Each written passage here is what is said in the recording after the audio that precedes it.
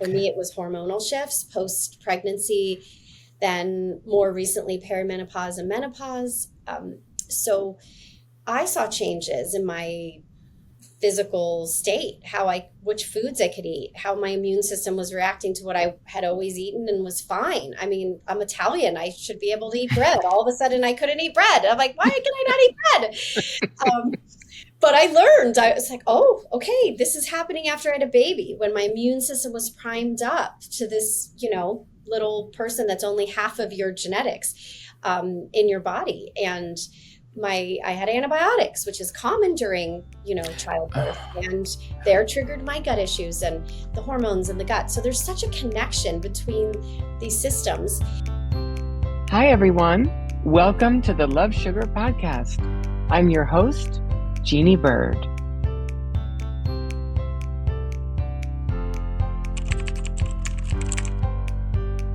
Welcome to the Love Sugar Podcast, transforming love lives one bite at a time.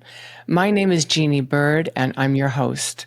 I'm a relationship coach specializing in finding love, nurturing love, and if necessary, completing love in the most healthy of ways. I'm also a health coach with a Master of Science degree in advanced health coaching and nutrition. We're going to discuss autoimmune disease, autoimmunity in women, and ACEs, which are adverse childhood experiences, and the current research that is available to help these chronic conditions. And why talk about this subject? Because the amount of people, especially women who have this disease, is growing in this country. 1 in 10 people are contracting autoimmune disease. And it has and continues to negatively impact individuals, to really compromise their health and the possibilities that they hold for really creating a healthy and thriving future for their lives. And for me, as an over 30-year sufferer of autoimmune conditions, I will be giving a few examples of how my autoimmune condition compromised my early love life and still impacts my life in various ways. And we'll also dive into the latest science of autoimmunity as outlined in a new book by Dr. Sarah Gottfried called The Autoimmune Cure. In this book, she's connecting the dots and making the case that early childhood trauma can influence the onset of an autoimmune condition in adulthood. So to discuss autoimmunity and the impact of autoimmunity specifically on our female population is my functional medicine doctor, Dr. Susan Del Sordi Stats, a functional medicine doctor. And before I share with you her information and credentials, I'd love you to say hello, doctor. Hello. Good morning. Good morning. I am so honored to have you. Yes, I'm honored to be here. Thank you. Yay. Dr. Susan Del Sordi is board certified in family medicine and osteopathic manipulative medicine. She graduated with a bachelor degree in psychology and a minor in biology from Arizona State University, and obtained her medical degree at Kirksville College of Osteopathic Medicine. She completed her family medicine residency at Scottsdale Healthcare in 2007.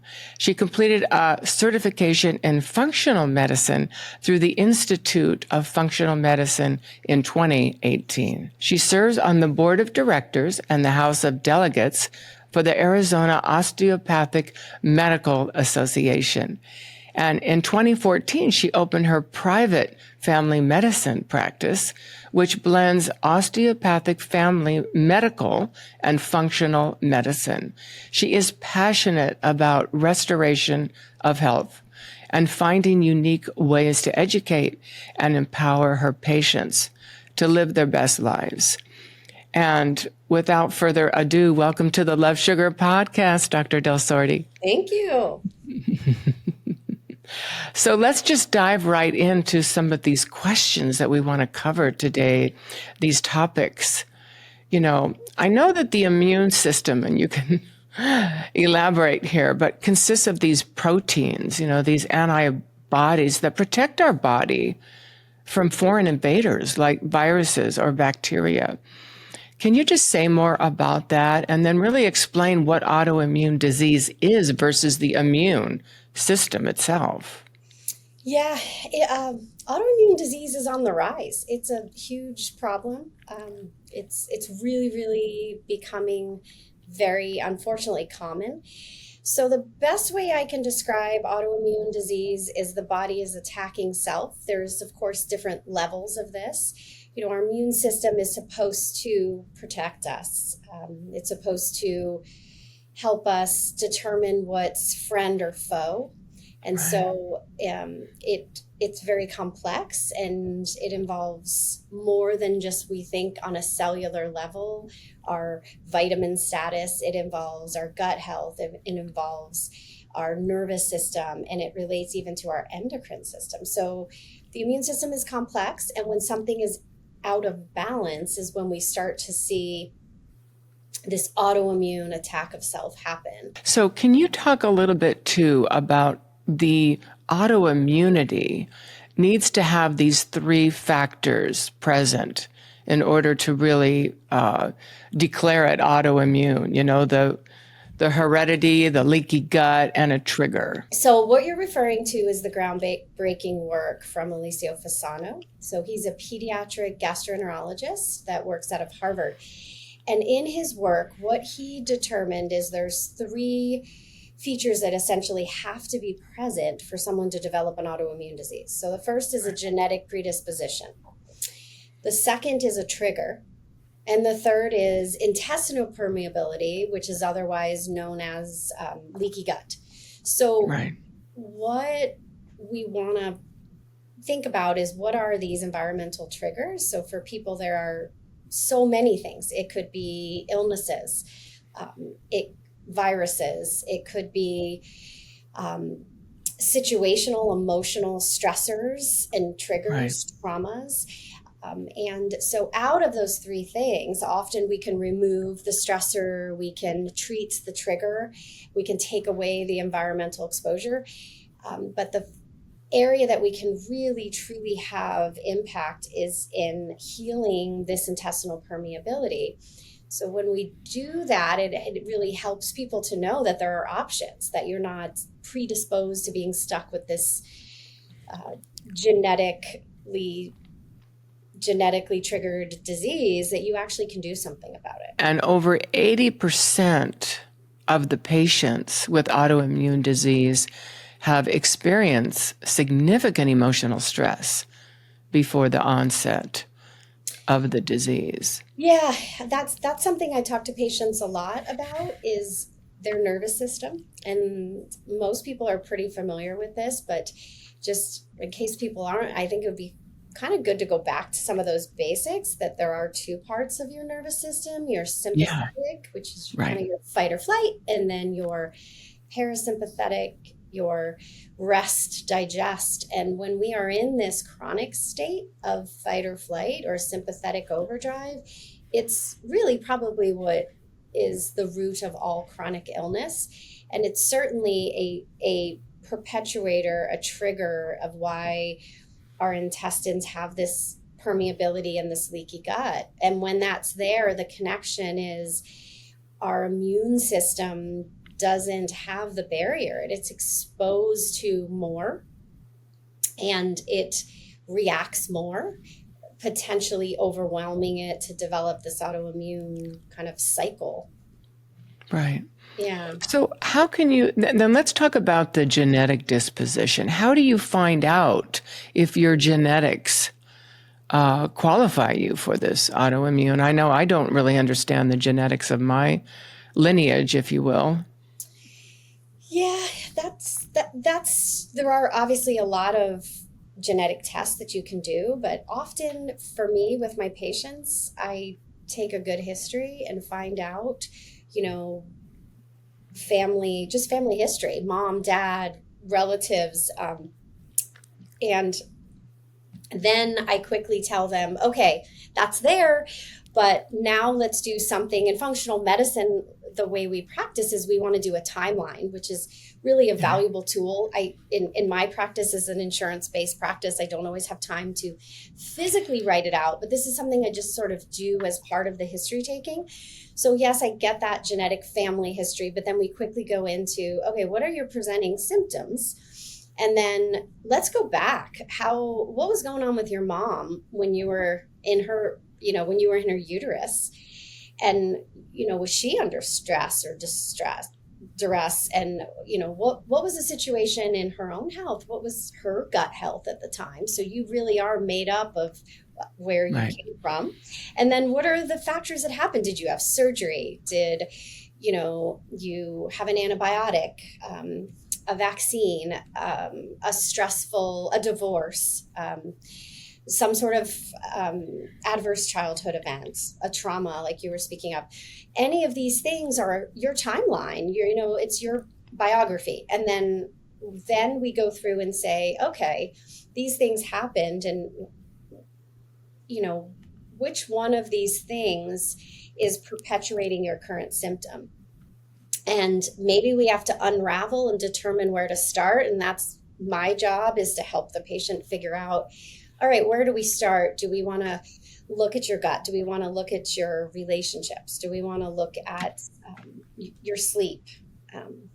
So that's, I think, the best way. So I try to, talk about genetics, which was your question, but and find out, but then quickly help people to realize that there's so much more than that. So much more. And that. So much more. Yeah.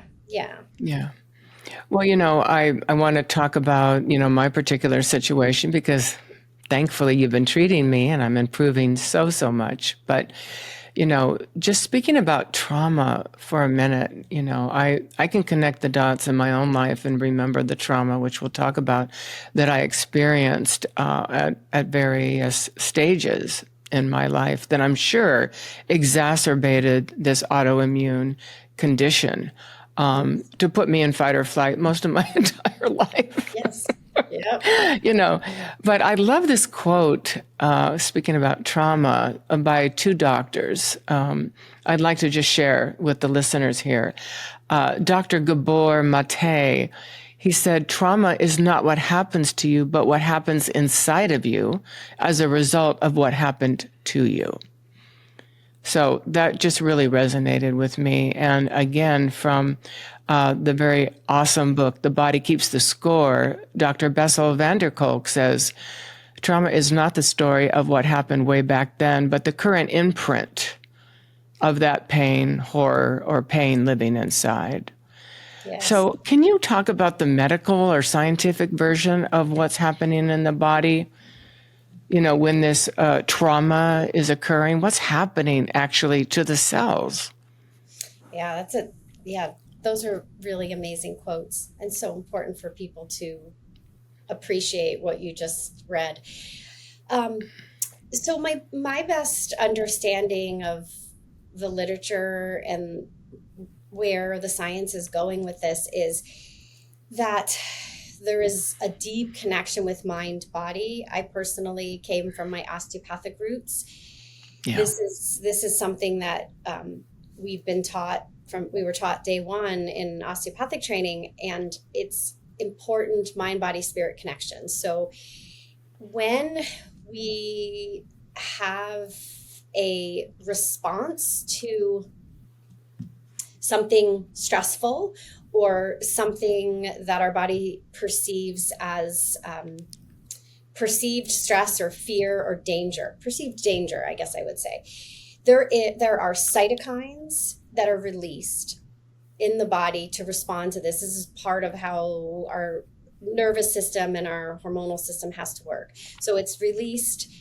That there's byproducts then that are produced from that. They influence our microbiota when this happens at a cellular level.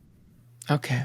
Yeah. Then that influences and affects the response to our nervous system. So there is this danger response, hormonal chemical release change in the microbiome and the byproducts that are released, which then trigger the autonomic nervous system, especially the vagal nerve, which a lot of people have heard about and work on. So when that happens, then there is this cycle, and that then influences. So that emotion influences the physical body, then the physical body influences the emotion. So the thought, emotion, behavior becomes sort of the physiologic response, and then there becomes this cycle. So I think one of the things you mentioned was that in that, the body, you can process this intellectually in your mind, but then the body sort of stores it. And osteopathically, we think of this as this fluid body that encompasses and stores these emotions. And so you can go about your life and you can suppress these emotions, but they're there and they hang around. And then the next time maybe you're in a relationship, or the next time you're in an encounter, something triggers or just reminds you, and you may react from that prior emotional response. Yeah, that's exactly what I do in my transformative coaching practice, is address what went on. Yes. So we say that it's not like it happened 40 years ago. It happened 4 minutes ago. It's actually a rewounding. Yes. It's an automatic default response or reaction to something that happened. Yep. So we are connecting the dots in our transformative practices as coaches to really help people identify those triggers in their younger years so that they can heal them and not, take that baggage into their adult life. Yeah. So that's how, I never really put it together until, working with you, of course, and lucky me. And then also with this new book, The Autoimmune Cure, to really connect the dots that, why in the world did this happen to me? But it makes so much sense when you're talking about this perennial fight or flight condition that made up my life, right? It just makes so much sense that those cytokines were having, a party. They were having a party. Yes, exactly. Yeah. And it's as a doctor, it's so rewarding when people have these aha moments. And I think working with a coach is just critical part of it. I work with coaches in my practice, but I think everyone needs a tool beyond what I can certainly offer in my short interaction that I get with a patient in a room. We try to make breakthroughs, but there's a lot deeper work that has to be done. So, absolutely. And the patients I've seen over the years, the most I think frustrating part for the patient and for the physician that's trying to guide the patient to better health is once it just gets stuck, we do everything we can. We work on, their diet and their lifestyle factors, and there's still something that is perpetuating the autoimmune disease. They're still not, getting better. They still need there's something else. And I think this is what you're talking about, and what Dr. Gottfried speaks about in her book is going deeper in looking at some of these experiences that we have in our childhood and throughout our life that may be at the root of why things are not fully getting better. You're not able to get off the medication for your autoimmune disease, or whatever the situation might be. Yeah. Well, I'd like to spend a few minutes, talking about that.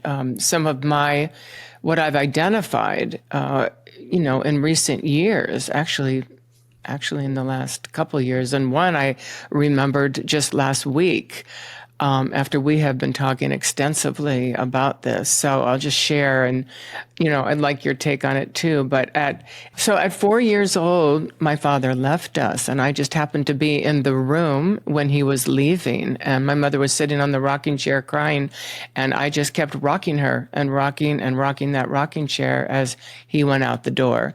So that was my first traumatic, memory. And then at 7 years old, I was being adopted, and I was in a courtroom with the judge, and he was asking, would you basically take this man to be your father? And there was something that was so deep in the pit of my stomach. And I knew that my life as I knew it was over, really. I mean, I know that sounds dramatic, but that little girl made that meaning, at 7, And then at 15, I was on a boat. We were sailors with my stepfather and a boy that I was dating at 15. And my stepfather was criticizing me, just as he always did, so intently that I was really clumsy. And I was kind of tripping over all the sheets and the sails and everything. And it was just hugely embarrassing. Mm-hmm. Needless to say, that relationship didn't go anywhere. And then finally, what I remembered just a few days ago or last week is I'm 28 years old and I'm dating this guy just, very shortly at this point. And, we had mad, passionate, wild sex. And then the next morning on his brown silk sheets, he noticed that my dandruff was all over his brown silk sheets. And he was so grossed out, I never saw him again. So I didn't date for at least a year after that because I was so traumatized. And so, it really speaks to, I think, these traumas and how they really do get into your cellular body and lodge there, Well, thank you for being so candid. I think the reason I'm here and wanted to do this was to support you in sharing your message and helping others. I mean, that's a big part of my passion too. And hearing, you being candid and honest about your experience, I think really helps other people understand, normalize this. I mean, we need to talk about it. And then we need to talk about it, and then we need to learn how to regulate our nervous system to be able to, move forward and go about this life we live in that is really hard. And I mean, we have a pretty toxic world. We have toxic expectations, not to mention our air, water, and food that you have to fight really hard and be pretty savvy and smart consumer to get food that's healthful. It's hard. We live in a hard modern society. So I think what you're doing is really important, sharing this. Well, and luckily, we'll talk more about that, all the good news and the hope. Yes. And the health and things that are helping autoimmune. But, it's wonderful to be on the other side of it. Yes. And that's why I can share about it, because my healing journey has been very, very complete at this point, and much to thank you about. And I want to talk about that later, about the low dose naltrexone. But and then also, just having a wonderful life, having just a blessed life. Very much 180 out from my early childhood years, thankfully. But as I always say, the past doesn't get the final say in your future. Yes. You do. And that's what I was going to say. Your own future. Your focus on the blessing and your gratitude for what is you have been blessed with helps you move past being stuck in the things that were done to you that you couldn't totally control. So right. That's an important piece to kind of remember is, that which we're focusing on is going to grow and right. Yeah. The old law of attraction, right? Exactly. And in the work that I coach too, we talk about how we are not responsible at all for what happened to us as children. Yep. But as adults, we are responsible to make empowered meaning out of what happens so that we can create this wider angle perspective, Yep. right? And create our life from our most adult resourceful self rather than, the quagmire back there, because there's no future back there. The future is the other way. It's this way. Absolutely. I've been fascinated too about the pine system. And I'm wondering if you can share a little bit about that, the psychological, the immune, the neurological, the endocrine. And also, you were talking about the vagus nerve, the sympathetic and the parasympathetic. And how does that all work together? It's just so fascinating to me. And of course, I don't really understand all the ins and outs of it. Yeah. So I think it speaks to the complexity of our human physiology and all the things I memorized in med school that I thought I was going to leave behind and never use. And in traditional medicine, I really didn't have to use them. I was able to, oh, you have this problem, here's this prescription, just to kind of squash out the fire, put the Band-Aids and all the things. I think when you're talking about this system, this pine system, it's a different way of thinking. It's a paradigm shift. I'm very hopeful. I feel more hopeful taking care of my patients, having more tools. My toolbox greatly expanded when I learned functional medicine, and it was fascinating. It's fascinating to see how many more physicians are taking this approach. I think it will be, I predict, and many predict, this will be medicine. There will be no functional medicine. I think the public is demanding. They are tired of being tired. They want real solutions. Getting to the root cause of what's causing their issues is where the future's at. So from a standpoint of these different systems and how they connect, I mean, speaking personally, I can say what got me into functional medicine is my own health crises. And when I think back on them, the endocrine system was really involved in this. This was really, for me, it was hormonal shifts post-pregnancy, then more recently perimenopause and menopause. So I saw changes in my physical state, which foods I could eat, how my immune system was reacting to what I had always eaten and was fine. I mean, I'm Italian. I should be able to eat bread. All of a sudden I couldn't eat bread. I'm like, why can I not eat bread? But I learned, I was like, oh, okay, this is happening after I had a baby, when my immune system was primed up to this, little person that's only half of your genetics in your body. And I had antibiotics, which is common during, childbirth, and they're triggered my gut issues and the hormones in the gut. So there's such a connection between these systems, and it sounds overwhelming. And how can you get better?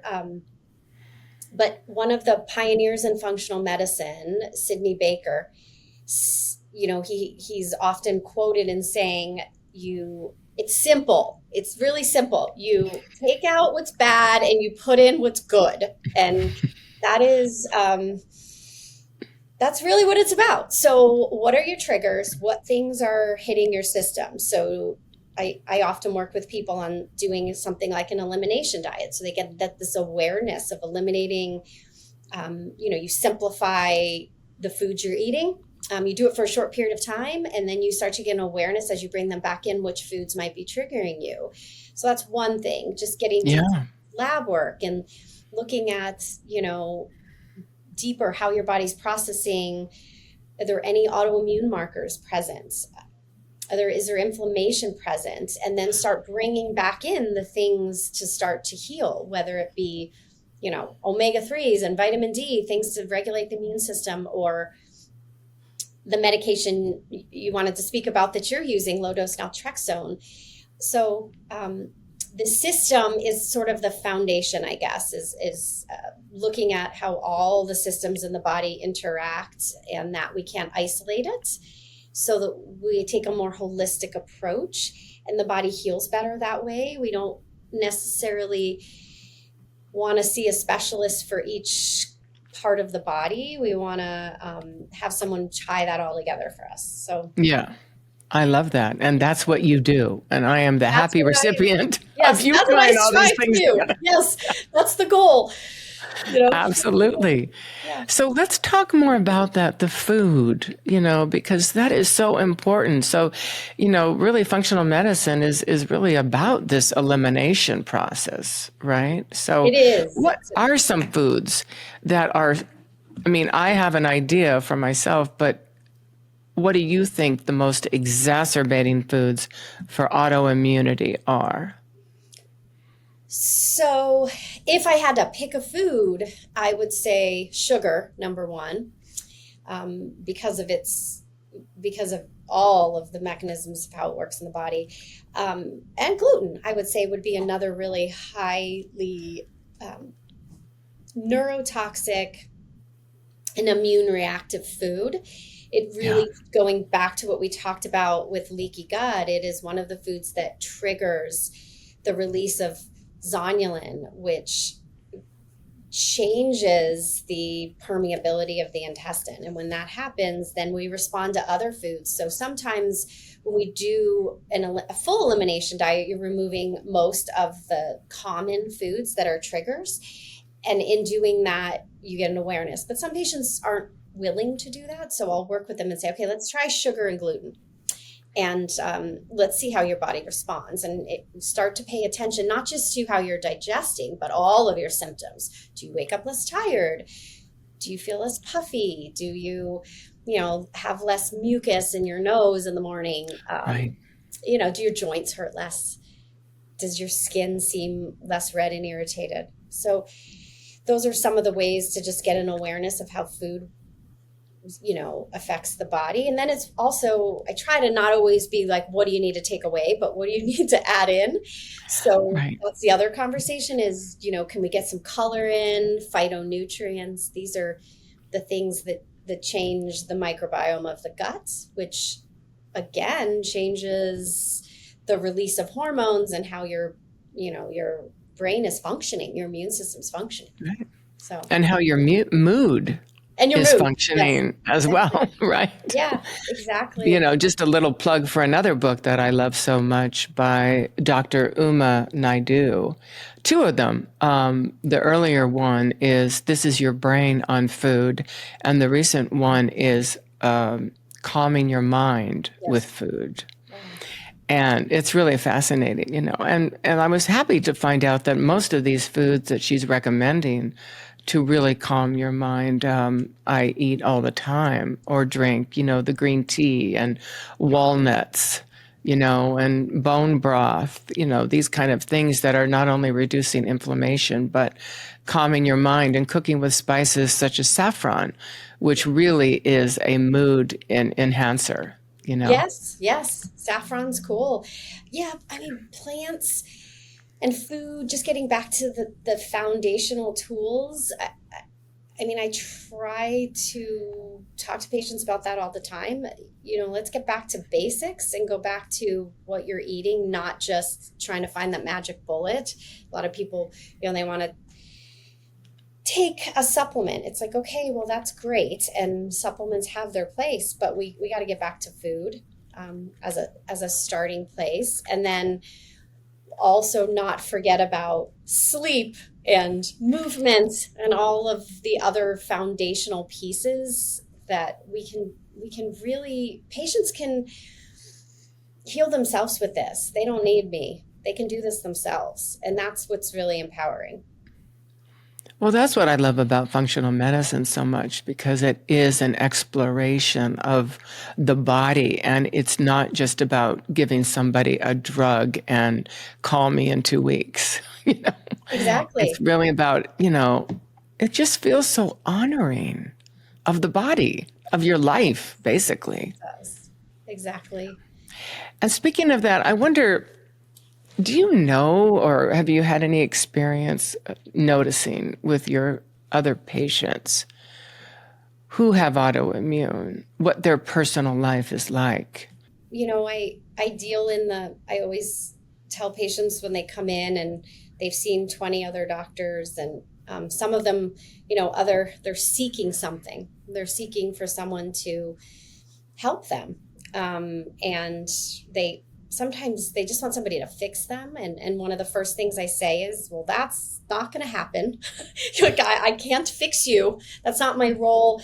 That's a great way for a physician to become burnt out if they believe they're going to fix someone.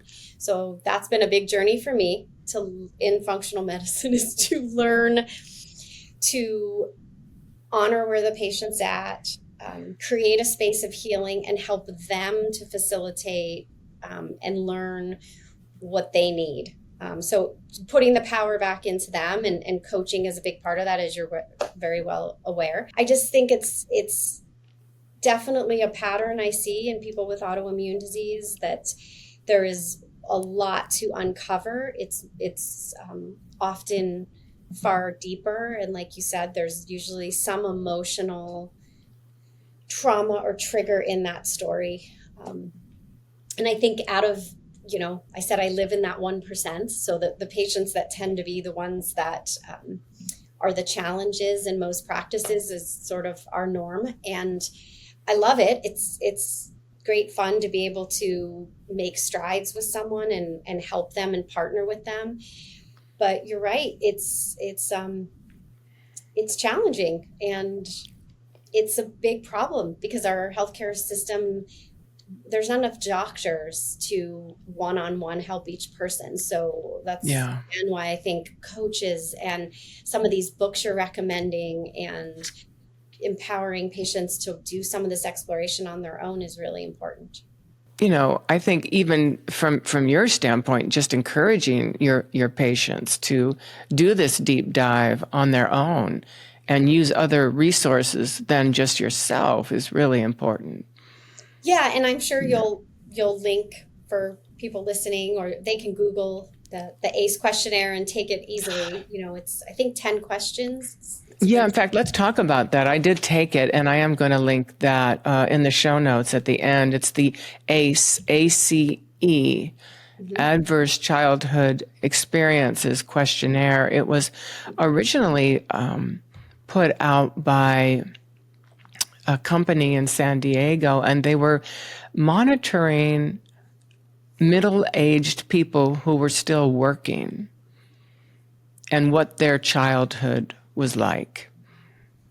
And so if you have an ACE score of 4 or higher, it's considered that you have, trauma, from childhood. And it's, even if you don't have autoimmune, it's somewhere, in your body, in your genetic makeup, whatever.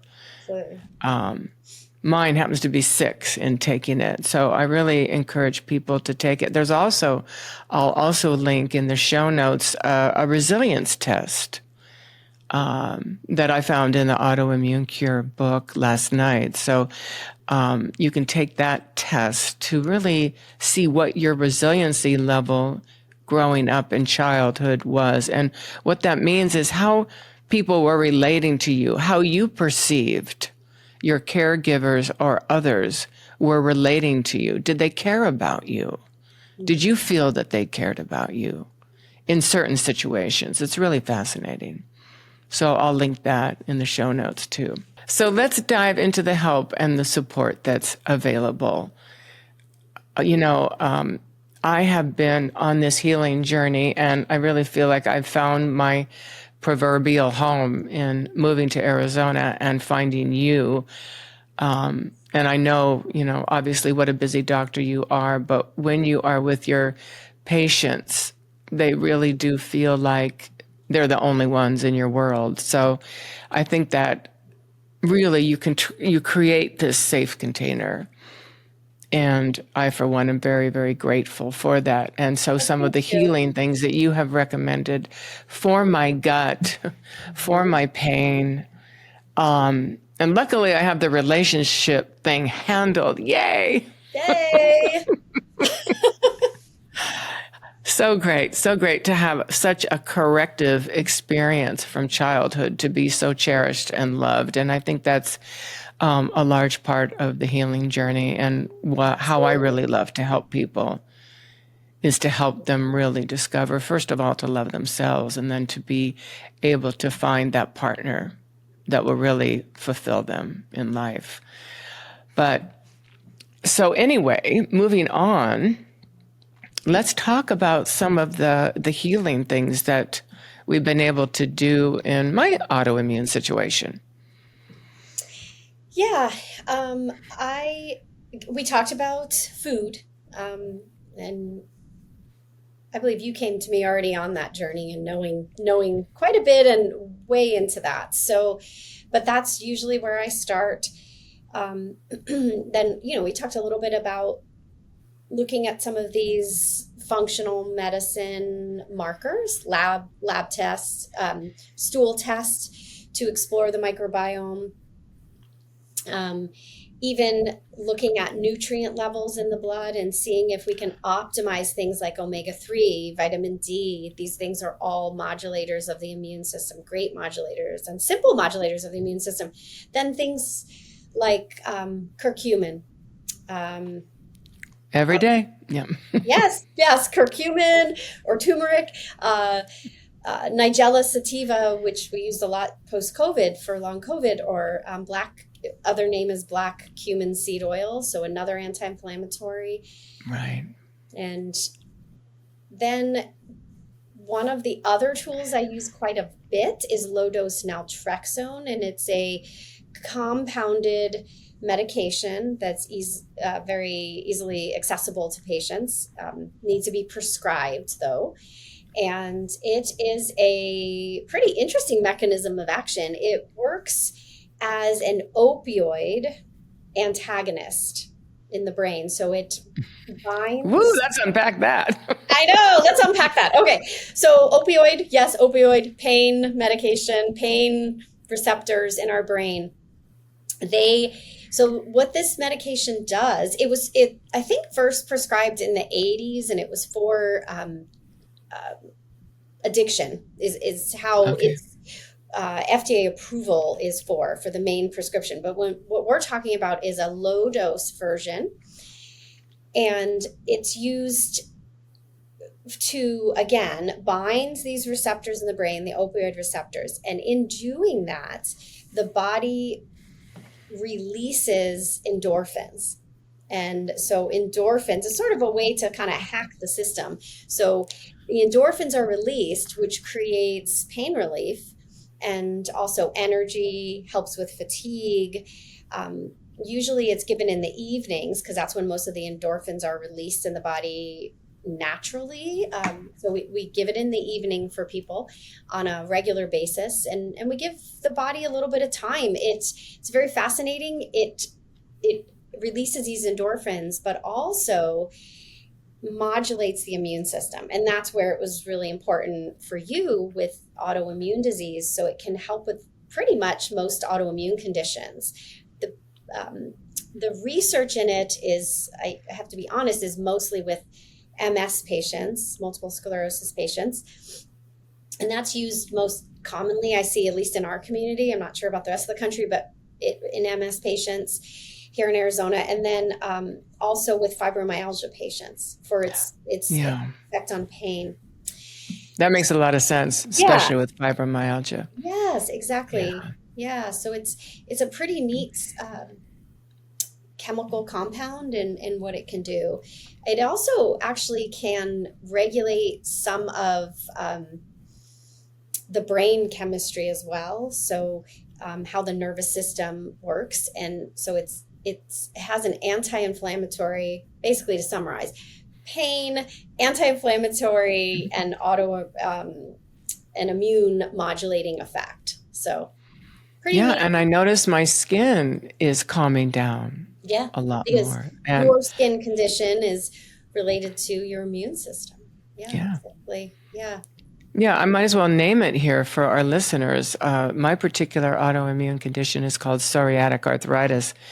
And I guess it's very linked with rheumatoid arthritis, would you say? Yes.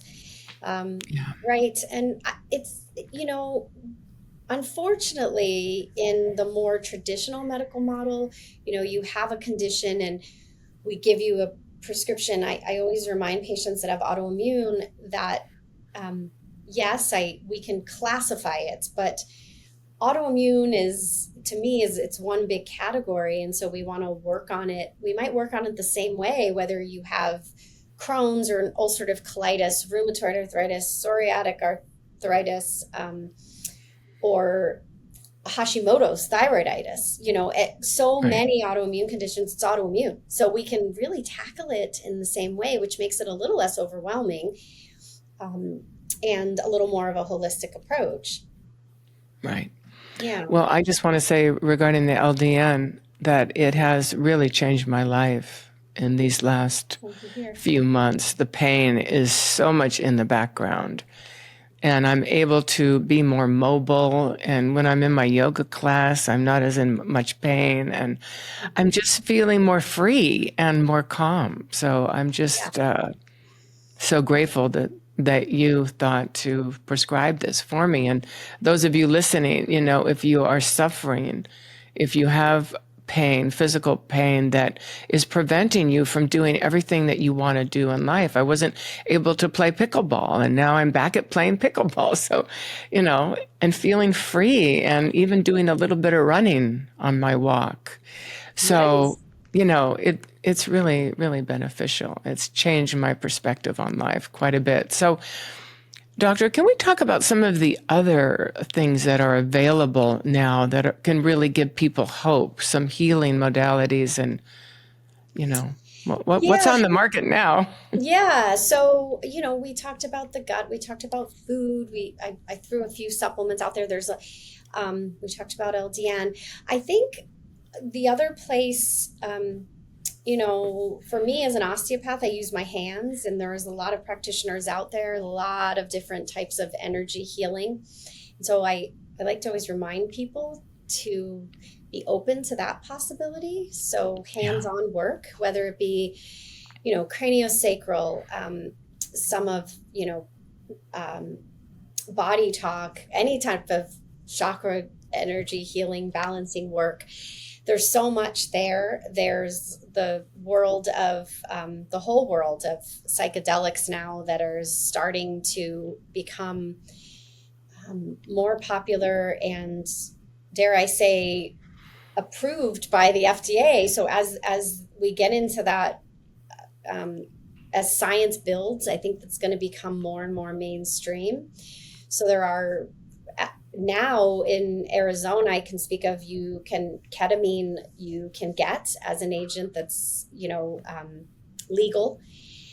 And then in other states, psilocybin is available. So, and legal. So it looks like there might be in the next year or two that might become more of a legal path in Arizona as well. So yeah, there's options there, and they are safe from what we know up to now, and possibly have less side effects than the more traditional pharmaceutical agents like SSRIs that work in the brain chemistry through serotonin.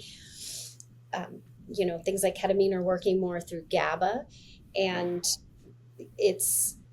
GABA-theanine, is that what you're referring to? GABA-theanine? GABA as the chemical that's released in the brain, the calming chemical neurotransmitter that's released in the brain. Right. Okay. And so it's upregulating GABA.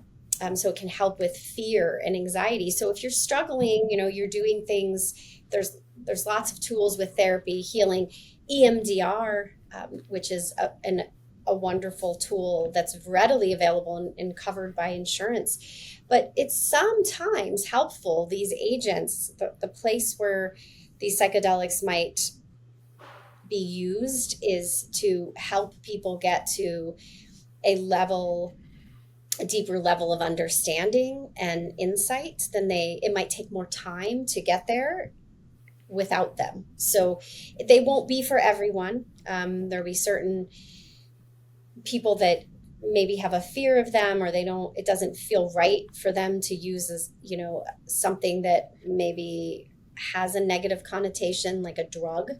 But for those who are open to it, it can be done safely and professionally and guided. And I believe you said you had read some in Dr. Gottfried's book about this. right? Yes, absolutely. Yeah, she talks about the plant medicines, the ketamine therapy, and and EMDR, and I think also somatic breath work. She Yep. mentions as a wonderful healing Yes, thank you. How could modality. I forget that? It's the tool we all Yeah, have that you could do today is we could breathe. all do that. Breathe and Breathe. learn how to breathe. Yes. Oh my gosh, how did I miss that? That is like key. That's key. And simple Yeah, and free. and free. So and Yeah, free. and Yes. meditation.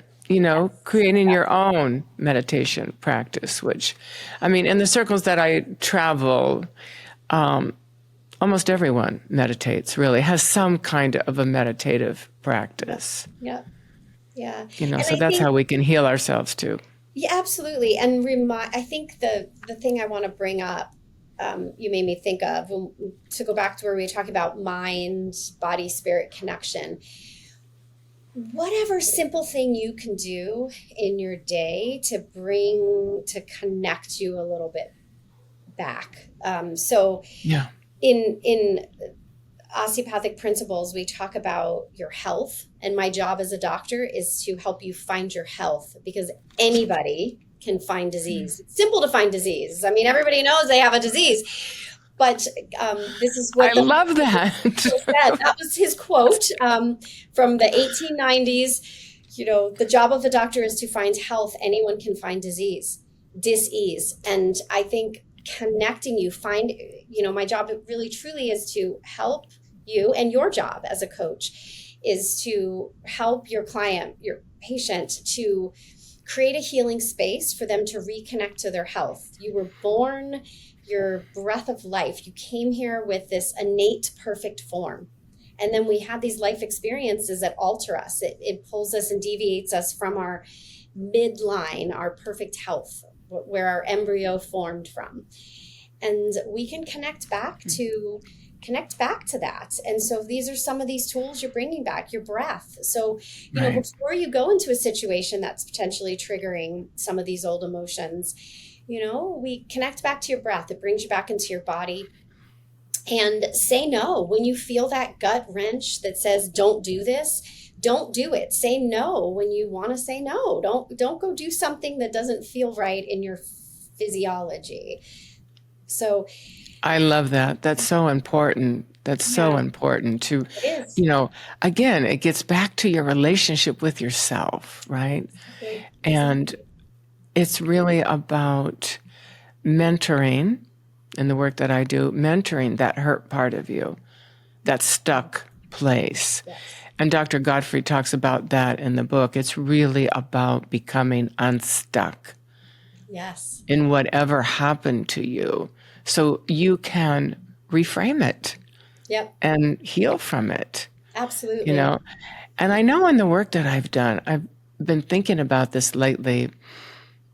One of the healing mechanisms for me, other than all the work that I've done and a wonderful, wonderful supportive marriage, is, really looking back and sensing into how I came into the world, and I came into the world with so much love. Yep. There was just so much love. I was the first granddaughter. I was the first child. I was the first in my family. I now have, I was the oldest of 17 grandchildren. And of course, now thousands of kids later. But there was so much love. I mean, I just have this sense. And I think that felt sense in the body has helped me to navigate these ACEs, these adverse childhood experiences that came up and challenged me. And through life, too. It seems like everything I've done in life would be the most toxic and challenging. Yes. I have chosen, 33 years in the film industry and going to USC Film School as an undergraduate when everyone but me was a graduate student, So it seems like I have just invited stress, toxic stress into my life, But again, Well, I going can back to relate. source. I can relate. I went to residency in medical school, and it's part of the healing journey, I'm sure you can relate to this. you were probably in a situation in that industry where you had an emotion or something you were feeling, and you had to just push it down and go about your work and your day. And Absolutely. I had the same thing. I might have been fearful, or had feelings of inadequacy when I had to go do something in the middle of the night in residency, and I code someone or whatever I had to do. And you have to squash that.